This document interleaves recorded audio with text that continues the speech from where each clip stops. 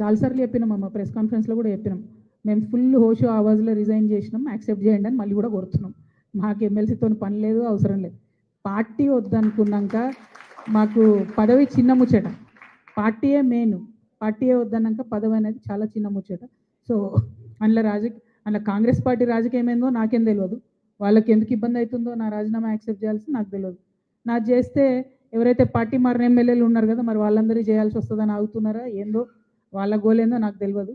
నాకైతే పదవి మీద వ్యామోహం లేదు. పార్టీయే స్ట్రెంగ్త్ అనుకున్నా, పార్టీయే నన్ను వద్దనుకున్నప్పుడు పదవులతో నాకు సంబంధం లేదు. Thank you.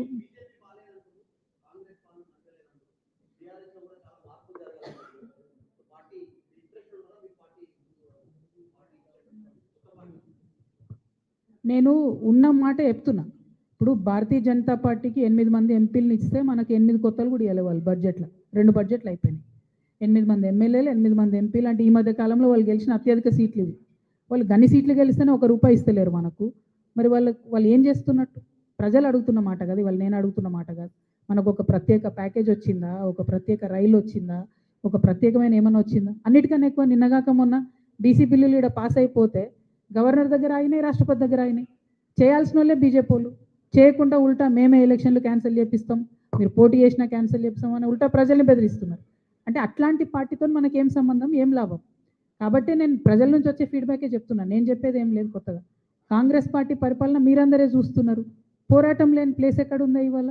యూరియా బస్తాల దగ్గర కొట్లాట మొదలు పెడితే సిటీ బస్సుల దాకా కూడా కొట్లాట నడుస్తూనే ఉన్నది.